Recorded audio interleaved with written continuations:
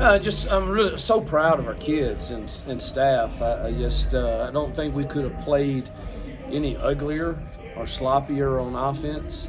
And really proud of our defense and the plan that Ron and his staff had and the effort that they gave, and just continuing to, with their backs against the wall, it seemed like time and time again, continue to find a way to get us out of trouble and give us a chance to win the game. And so, I mean, all the credit goes to that side of the ball tonight. And it's like I tell them all the time, there's going to be nights where we can score 50 and we might have to win, and there's going to be times where they got to hold them to 10 and we got to score 11.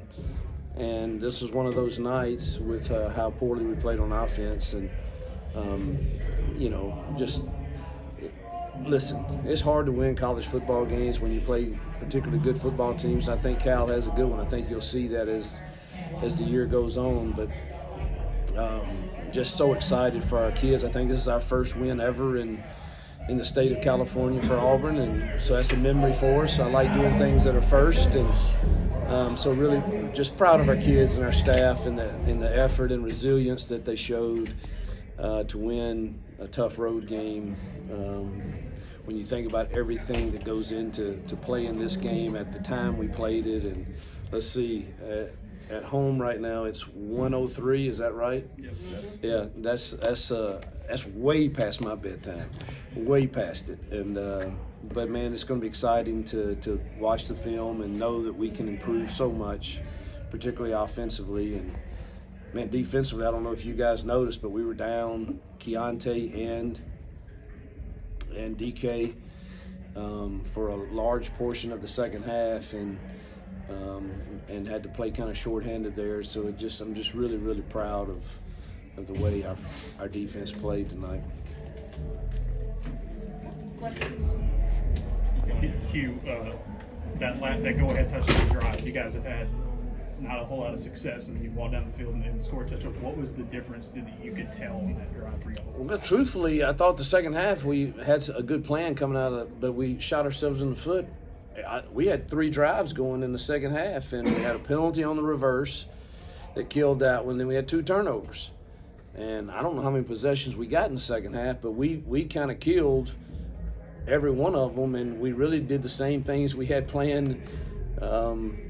Obviously we had some landmarks there that we hit, the wheel route to Rivaldo that got it down there, and then obviously a great catch by him on the fade ball. But I thought we made some really good, we really had a good plan coming out of halftime, but you can't turn it over and have the penalties we had and expect to convert 3rd and long all the time.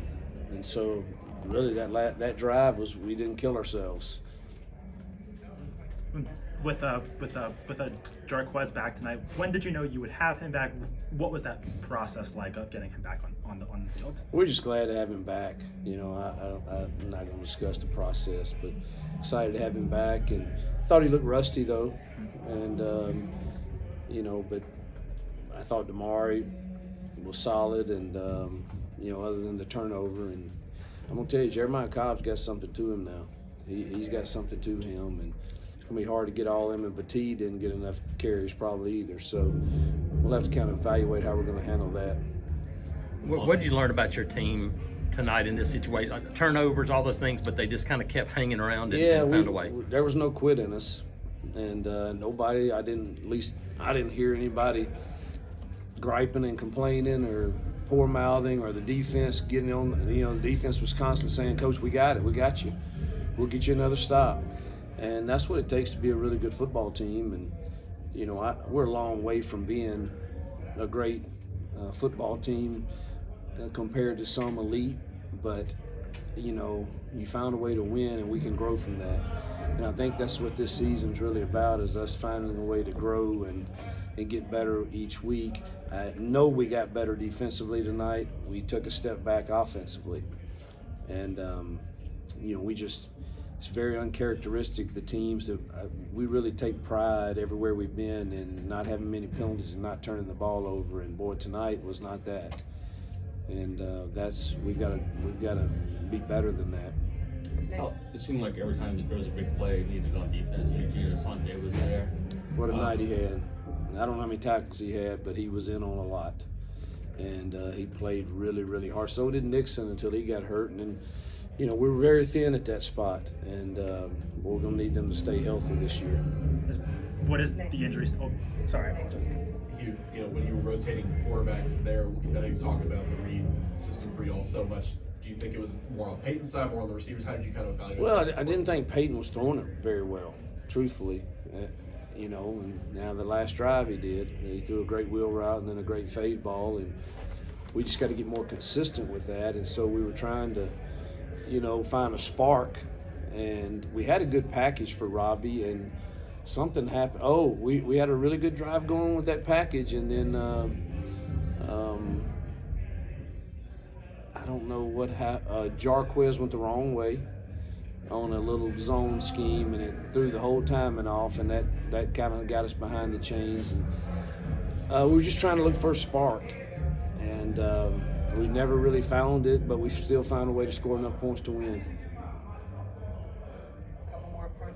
You mentioned just injury status. I see the no card in front of you, but Yeah, what kind of the status?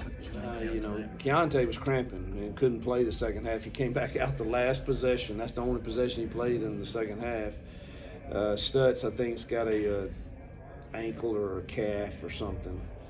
And Kaufman, I know they are evaluating him for probably concussion, I would think. That's the way it looked, but I don't have any details on it. You talked about Rivaldo. When you had to have it, that was the guy you went to. Oh, what a third down catch he made too. That was what, 3rd and 12 or so, or maybe further. What a great catch he made there. Can you go through the process on the fade route to him? Kind of how? Well, we actually we're leaving the huddle, and we're going to go 12 personnel and going to block it up. And I said, nah, I want to go 13 and give Rivaldo a chance here.